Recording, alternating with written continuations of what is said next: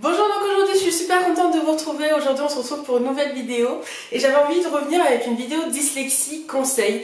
Comment accepter sa dyslexie. Je trouvais super important de vous la faire début d'année parce que déjà la rentrée elle est passée et que ça pouvait énormément vous aider. C'est une vidéo que j'ai déjà faite dans mes débuts, mais le problème c'est que les conseils ils étaient bien dans la vidéo mais pas assez approfondis. Je me suis dit que j'allais vous la refaire parce que je pense que ça peut énormément vous aider. Donc si cette vidéo vous intéresse, je vous laisse avec la suite. Je pense que le plus gros conseil que je peux vous donner, mais qui est difficile à faire, c'est d'accepter la dyslexie. Vous allez vous enlever une grosse épine du pied de le faire. Parce que déjà, vous avez vos aménagements, vous avez vos difficultés, vous avez aussi le regard des autres. Et ne pas accepter sa dyslexie, c'est vraiment se mettre des bâtons dans les roues. C'est comme par exemple une personne qui a un grain de beauté sur le visage, si elle ne l'accepte pas, dans tous les cas, de toute façon son grain de beauté il est là, qu'elle accepte ou qu'elle accepte pas. Donc plus elle ne va pas l'accepter, plus ça va être difficile parce que tous les matins elle va passer devant le miroir, elle va le voir, c'est limite si elle va s'insulter, c'est limite si elle va tout faire pour le camoufler et tout, mais au final le camoufler c'est pas régler le problème.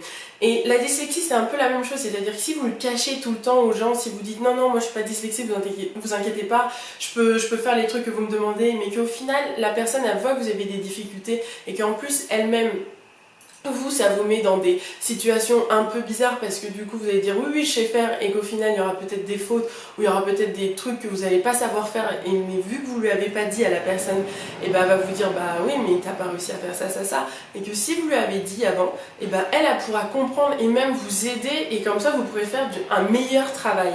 Et que ce soit au boulot ou à l'école, c'est extrêmement important de communiquer sur ça. Même si vous l'acceptez pas, je suis désolée s'il y a quelqu'un qui passe. Même si vous l'acceptez pas, c'est très important que les personnes autour de vous, que ce soit votre copain, que ce soit votre classe, que ce soit vos amis, c'est très important qu'ils le sachent, tout simplement parce qu'ils peuvent comprendre les choses. Il y a des moments où, par exemple, il y a des mots que vous ne savez pas écrire, faire, il y a des phrases que vous n'allez pas forcément faire, ou un mail où vous allez faire des fautes, et si vous avez besoin d'aide, c'est important de leur dire parce que comme ça ils vont comprendre, ils vont pas se dire non mais attends, elle me demande comment ça s'écrit Pascal ou elle me demande comment ça s'écrit ça fait chelou. Si vous communiquez, les gens ils peuvent comprendre, surtout quand vous avez une classe. En plus je vous avais fait une vidéo dessus, je la mettrai si vous voulez avoir des conseils dessus.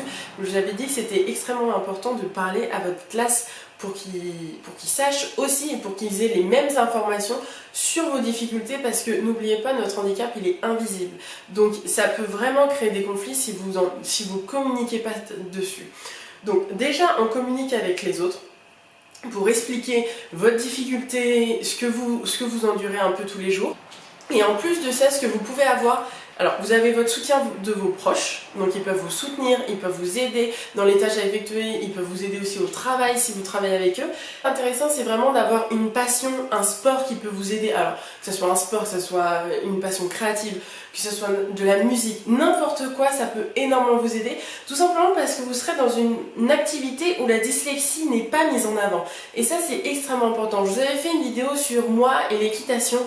Je vous l'ai faite parce que je voulais vous expliquer que quand vous excellez dans une activité où la dyslexie ne rentre pas en jeu, ça aide énormément psychologiquement parce que du coup vous voyez que vous pouvez y arriver quelque part et que même si par exemple à l'école ou au boulot ça se passe mal, et vous avez toujours cette petite lueur en vous disant ça j'ai réussi, vous voyez, comme si c'était un peu coché et que vous dites ça j'ai réussi, ça c'est positif.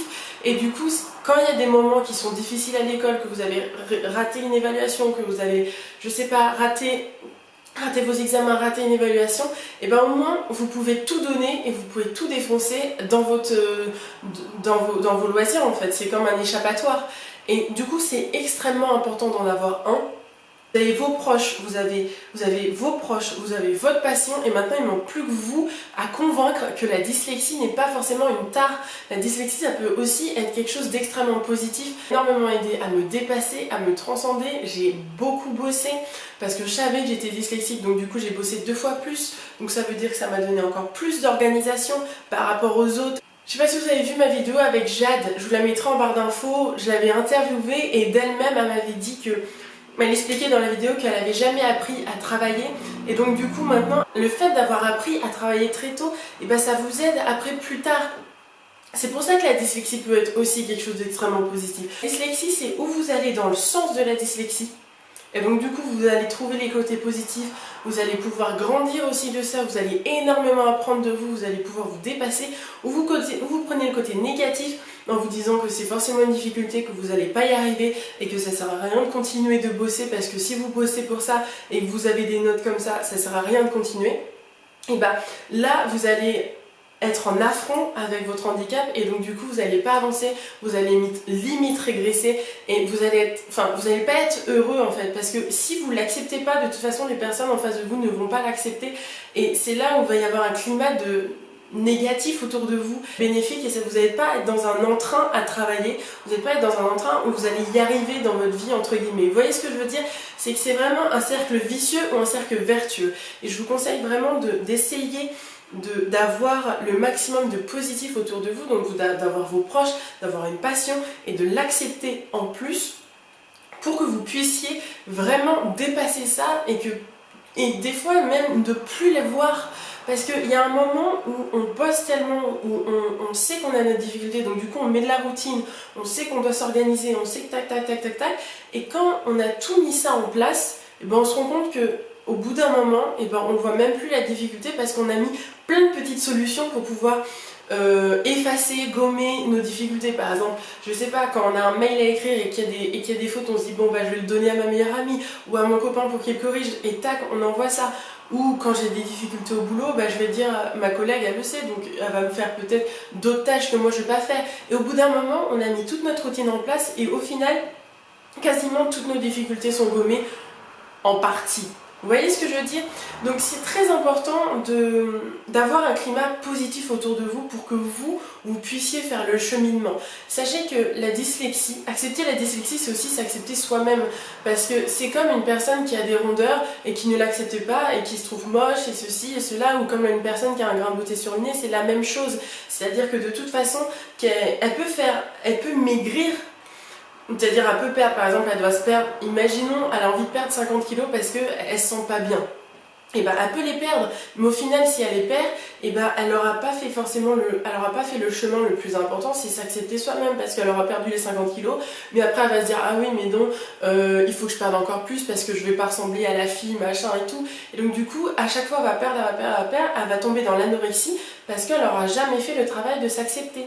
C'est comme la personne qui a le grain beauté sur le nez et qui va essayer de le camoufler avec du fond de teint, alors c'est sûr que personne va le voir, ça va être génial, mais le problème c'est qu'elle n'aura pas fait le boulot, donc du coup quand elle va se démaquiller, quand elle va se retrouver devant le miroir toute seule, et ben elle va se dire bah voilà, je ressemble à ça, et elle va être malheureuse. Vous voyez ce que je veux dire? La dyslexie, c'est très facile de ne pas l'accepter parce que malheureusement c'est un handicap invisible, donc on peut le dire à personne qu'on est dyslexique, personne ne le verra, c'est pas écrit sur notre front, on a de la chance. Mais le problème c'est que ça peut être aussi un revers de médaille parce que si vous ne le dites pas, et ben vous allez vous trouver, comme je vous ai dit tout à l'heure, dans des situations où les gens vont pas comprendre, vont être dans l'incompréhension. Vous voyez ce que je veux dire? Comme par exemple au boulot, je vous donne un exemple. Si vous envoyez un mail, que vous dites à personne que vous êtes dyslexique, que vous avez des vous avez des difficultés, vous envoyez un mail de plein de fautes, parce que vous n'arrivez pas à vous corriger, mais votre patron il va vous dire mais c'est quoi ça quoi, enfin pourquoi tu m'as fait pourquoi il y a des fautes partout, tu sais pas écrire, et il va vous rabaisser, et ce qui est normal parce que il sait pas lui que vous avez une difficulté, donc il n'a pas à être clément avec vous. Vous voyez ce que je veux dire?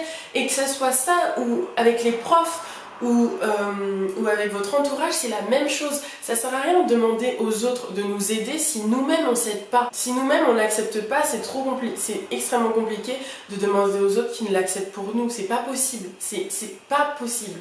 Donc vraiment le dernier mot de la fin, entre guillemets, il faut avoir un climat positif autour de vous, mais ça c'est 50% du travail. Et le dernier 50% du travail, c'est vous qui vous pouvez le faire. Et c'est en l'acceptant, c'est en comprenant que vous avez un handicap, que de toute façon vous n'avez pas le choix de vivre avec. Donc autant vivre avec, c'est comme un corps, autant accepter son corps. Et si vous n'y arrivez pas, demandez de l'énergie à votre prof, à vos proches. Si c'est encore plus difficile, allez voir Allez voir votre patient, montrez-vous que vous pouvez y arriver dans des domaines où la dyslexie n'apparaît pas et ça va arriver petit à petit. Et si vous avez du positif autour de vous, vous êtes aussi positive et ça va se faire vraiment petit à petit et ça va faire comme un effet papillon, c'est-à-dire que il va y avoir du positif. Après, vous allez tout donner pour vos examens et vous allez voir que les résultats vont arriver et une routine va se faire comme je vous ai dit tout à l'heure et donc du coup, vous allez rentrer dans un cercle vertueux. Vous voyez ce que je veux dire? Ça se fait pas du jour au lendemain. J'ai rien d'autre à dire dans la vidéo parce que c'est vraiment un chemin à faire pour vous. Et moi, je peux vous donner mes conseils, je peux vous donner mon expérience, mais c'est vraiment vous qui devez le faire tout seul et qui devrez vraiment comprendre que de toute façon, vous n'avez pas le choix de l'accepter et que y a des personnes autour de vous qui sont là pour vous soutenir. Et vous n'êtes pas seul. Essayez de vous soutenir avec vos proches, essayez d'avoir une passion et tout ça, ça va énormément vous aider. Bon, j'espère que cette vidéo vous aura aidé. Je vous fais un gros bisou. N'hésitez pas à vous abonner et n'hésitez pas à me suivre sur mes réseaux sociaux. Je suis très présente sur Insta. Je vous donne pas mal de conseils ou pas mal de documentaires que je regarde. Et voilà, je vous fais de gros bisous et à une prochaine vidéo. Ciao!